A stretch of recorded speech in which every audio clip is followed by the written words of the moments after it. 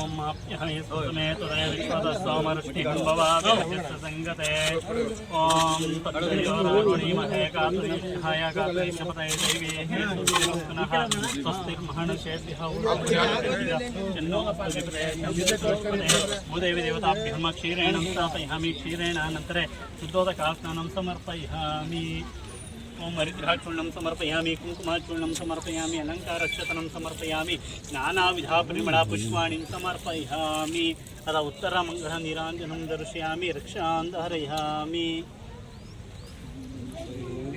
ओम ध्रुवन्ते राजः वरुणो ध्रुवन्ते हेद्रो ध्रुवस्ततः ध्रुवन्त इन्द्रश्चाग्निश्च प्रभास्कन्दारमितां ध्रुवं ध्रुवः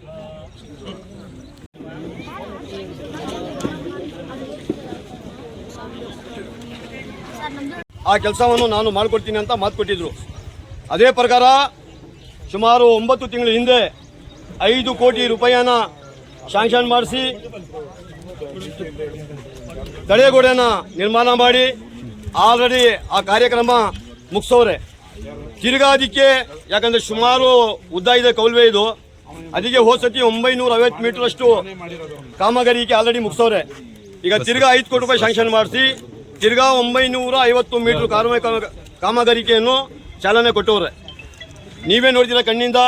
ಕೆಲಸ ಪೂಜೆ ಮುಗಿಯೋಕ್ಕೆ ಮುಂಚೆನೆ ಆಲ್ರೆಡಿ ಎಲ್ಲ ಸಾಮಗ್ರಿ ಎಲ್ಲ ಬಂದಿನ ಮೇಳದಲ್ಲಿ ಬಿದ್ದಿದೆ.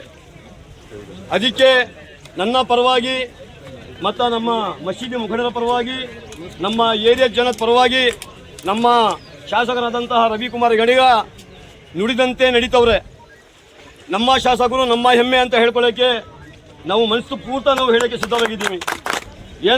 ಏನಂದರೆ ಮಂಡ್ಯದಲ್ಲಿ ಸುಮಾರು ಜನ MLAಗಳು ಆದರೂ ಮೊದಲನೇ ವ್ಯಕ್ತಿ SD ಜಯರಾಮ್ ಸಾಹೇಬರು. ಅವರು ಸುಮಾರು ಅಭಿವೃದ್ಧಿ ಕೆಲಸ ಮಾಡಿ ಅವರು ಹೆಸರುವಾಸಿ ಮಾಡಿದರು. ಅದು ಬಿಟ್ಟರೆ ಈಗ ಬಂದಿರೋದು ನಮ್ಮ ರವಿಕುಮಾರ್ ಗಣಿಗಾರವರು. ಎಲ್ಲ ಹಳ್ಳಿಗಳಲ್ಲಿ ಎಲ್ಲ ರಸ್ತೆಗಳಲ್ಲಿ ಯಾವ ಊರಲ್ಲಿ ನೋಡಿ ನೀವು ಡೈಲಿ ಗುದ್ಲಿ ಪೂಜೆ.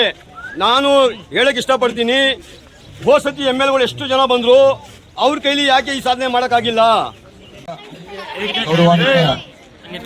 ಅತಿಥಿಗಳೇ, ತಾಯಂದ್ರೆ, ಹಿರಿಯರೇ, ಈಗೇನಾದ್ರು ಮಳೆ ಶ್ರೀಧರ್ ಅವ್ರು ಹೇಳ್ದಂಗೆ ಈ ರೀತಿ ಮಳೆ ಬಂದ್ರೆ ನೀವೆಲ್ಲ ಜೀವನ ಕೈಯಲ್ಲಿ ಇಟ್ಕೊಂಡು ಬದುಕದಂತ ಪರಿಸ್ಥಿತಿ ಇತ್ತು. ಕಳೆದ 1 ವರ್ಷಕ್ಕೆ ಮುಂಚೆ ಮಳೆ ಬಂದ್ರೆ ನಿಮ್ಮ ಏರಿಯಾದೊಳಕ್ಕೆ ಬರಕ್ ಆಗ್ತಿರ್ಲಿಲ್ಲ ಯಾರು. ನೀವು ತಟ್ಟೆ, ಲೋಟ, ತಿಂಬು, ಬೆಡ್ಶೀಟು ಇದು ತಲೆ ಮೇಲೆ ಇಟ್ಕೊಂಡು ಜೀವನ ಸಾಗಿಸುವಂತ ಪರಿಸ್ಥಿತಿ ಇತ್ತು. ಆದ್ರೆ ನಮ್ಮ ಕಾಂಗ್ರೆಸ್ ಪಕ್ಷ ಅಧಿಕಾರಕ್ಕೆ ಬಂದಿದ ತಕ್ಷಣ ನಿಮಗೆ ಶಾಶ್ವತವಾಗಿ ಅದಕ್ಕೆ ಪರಿಹಾರವನ್ನ ನಾವು ಆಲ್ರೆಡಿ ಕಲ್ಪಿಸ್ಕೊಟ್ಟಿದೀವಿ. ಈಗ KHP ಕಾಲೋನಿ ಮತ್ತೆ ಇನ್ನೊಂದು ಅರ್ಧ ನಮ್ಮ ಮೂಡ ಲೇಔಟ್ಗೂ ಕೂಡ ನೀರು ನುಗ್ತಾ ಇತ್ತು. ಅದಕ್ಕೂ ಶಾಶ್ವತವಾಗಿ ನೀರು ಬರದಂಗೆ ಮಾಡಬೇಕು ಅಂತೇಳಿ ಇವತ್ತು 5 ಕೋಟಿ ರೂಪಾಯಿಯನ್ನ ರಿಲೀಸ್ ಮಾಡಿ ಅದಕ್ಕೂ ಭೂಮಿ ಪೂಜೆ ಮಾಡಿದೀವಿ. ಇನ್ನೊಂದು 1-2 ತಿಂಗಳಲ್ಲಿ ಕೆಲಸ ಮುಗಿಯುತ್ತೆ.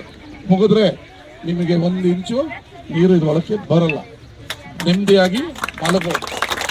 ಇದಕ್ಕೆ ಸಿದ್ದರಾಮಯ್ಯ, DK ಶಿವಕುಮಾರ್ ಅವರು, ಚಲುವರಾಯಸ್ವಾಮಿ ಅವರು ಕಾರಣ ಆಗಿದ್ದಾರೆ. ನೀವು ಅವರೆಲ್ಲ ದುಡ್ಡು ಕೊಟ್ಟಿಲ್ಲ ಅಂದಿದ್ರೆ ನಿಮಗೆ ಇದು ಆಗ್ತಿರ್ಲಿಲ್ಲ. ನೀವು ಮಳೆಯಲ್ಲಿ ಮತ್ತೆ ಅದೇ ವನವಾಸ, ಒಂದು 25-30 ವರ್ಷದಿಂದ ವನವಾಸಕ್ಕೆ ನಾನು ಗೆದ್ದ 1 ವರ್ಷಕ್ಕೆ ಫುಲ್ ಸ್ಟಾಪ್ ಹಾಕಿದ್ವಿ, ಹೌದಲ್ವಾ? ಅದೇ ರೀತಿ ನಿಮ್ಮ ವಾರ್ಡ್ನ ಅಭಿವೃದ್ಧಿಗೆ ಈಗಾಗಲೇ 2 ಕೋಟಿ ರೂಪಾಯಿಯನ್ನ ರಿಲೀಸ್ ಮಾಡಿ ಕಾಮಗಾರಿನ ಮುಗಿದಿದೆ. ಈಗ 10 ಕೋಟಿ ರೂಪಾಯಿಯನ್ನ ರಿಲೀಸ್ ಮಾಡಿದೀವಿ. ಆ ಕಾಮಗಾರಿ ಕೂಡ ಶೀಘ್ರದಲ್ಲಿ ಆದರೆ ಏನು ನಿಮ್ಮ ಎಲ್ಲ ರಸ್ತೆಗಳು ಡಾಂಬರೀಕರಣ ಆಗ್ತದೆ. ಮತ್ತೆ ಮೋರಿ ನೀರೇನು ಅಲ್ಲೇ ನಿಂತು ಆಗ್ತದೆ, ಅದಕ್ಕೂ ಪೈಪ್ಲೈನ್ ಹಾಕಿ ದೊಡ್ಡ ಮೋರಿಗೆ ಬಿಡಬೇಕು ಅನ್ನೋದನ್ನ ಪ್ಲಾನಲ್ಲಿ ಇಟ್ಕೊಂಡಿದ್ವಿ. ನಿಮಗೆ ಶಾಶ್ವತ ಪರಿಹಾರ ಆಗುತ್ತೆ. ಇನ್ನು KHP ಕಾಲೋನಿ ಅಭಿವೃದ್ಧಿ ಕೂಡ ಹಂತವಾಗಿ ಮಾಡ್ತೀವಿ. ಮೂಡ ಕೇಸ್ CBI ಇರೋದ್ರಿಂದ ಅದನ್ನು ಬಗೆಹರಿಸಿ ಮೂಡ ಲೇಔಟ್ ಕೂಡ ಅಭಿವೃದ್ಧಿಯನ್ನ ಮಾಡ್ತೀವಿ. ಒಟ್ಟಿನಲ್ಲಿ ಒಂದು BD ಕಾಲೋನಿಗೆನೆ ಇಲ್ಲಿವರೆಗೂ 25 ಕೋಟಿ ರೂಪಾಯಿಯಷ್ಟು ಹಾಕಿದೀವಿ. 10 ಕೋಟಿ ರೂಪಾಯಿ ಕೆಲಸ ಆಗಿದೆ. ಒಂದು ವಾರ್ಡ್ಗೆ 25 ಕೋಟಿ ಇಡೀ ವಾರ್ಡ್ ಸೃಷ್ಟಿಯಾದಾಗಿಂದ ಯಾವತ್ತೂ ಬಂದಿಲ್ಲ. ನಿಮಗೆ ಒಳ್ಳೇದಾಗಬೇಕು. ಮತ್ತೆ ಈಗ ಕಟ್ಟಿರೋ 600 ಮನೆ ಕೂಡ ಶೀಘ್ರದಲ್ಲೇ ಯಾರಿಗೆ ಮನೆ ಇಲ್ಲ ಬಡವ್ರ ಹತ್ರ ಅಪ್ಲಿಕೇಶನ್ ತಗೊಂಡು ಬಡವ್ರಿಗೆ ಹಂಚ್ತೀವಿ. ಅದು ಯಾರಿಗೆ ಮೂಲ ಊರಿಗೆ ಕಟ್ಟಿರುವ ಅವರು ಬರಕ್ ಬೇಡಿಲ್ಲ, ಸುಪ್ರೀಂ ಕೋರ್ಟ್ ಅಲ್ಲಿ ಕೇಸ್ ಇದೆ ಹಂಗಂತ ಇದು ದಿನ ಬೆಳಗ್ಗೆ ಆದ್ರೆ ಹುಡುಗರು ನೋಡಪ್ಪ ಇಲ್ಲಿ ಯಾರು ಕಲ್ಲು ಹೊಡಿಬಾರ್ದು. ಅದು ನೀವೇ ಯಾರಾದ್ರೂ ನಿಮಗೆ ಮನೆ ಕೊಡ್ಬೋದೇನಾದ್ರು ನಾಳೆ ನೀವೇ ಕಲ್ಲು ಹೊಡೆದು ಬಾಗ್ಲು ಕಿತ್ಕೊಂಡು ಹೊಟ್ಟೋಗೋದು, ಕಂಬಿ ಕಿತ್ಕೊಂಡು ಹೋದ್ರೆ ನಿಮ್ಮ ಮನೆ ನೀವೇ ಕಿತ್ತದಂಗೆ ಅದು ನಿಮ್ಮ ಮನೆ ಅನ್ನೋ ಥರ ನೀವು ನೋಡ್ಕೋಬೇಕು.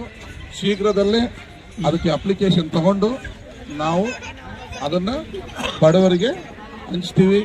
ಯಾರಿಗೆ ಮನೆ ಇಲ್ಲ ಮಂಡ್ಯ ನಗರದಲ್ಲಿ ಅಂಥವ್ರಿಗೆ 5,000 ಮನೆಯನ್ನ ಕೊಡುವಂತ ಪ್ಲಾನ್ ಹಾಕೊಂಡಿದ್ವಿ. ಹಂತವಾಗಿ ಎಲ್ಲರಿಗೂ ಮನೆಯನ್ನ ಕೊಡ್ತೀವಿ. ಒಳ್ಳೇದಾಗ್ಲಿ.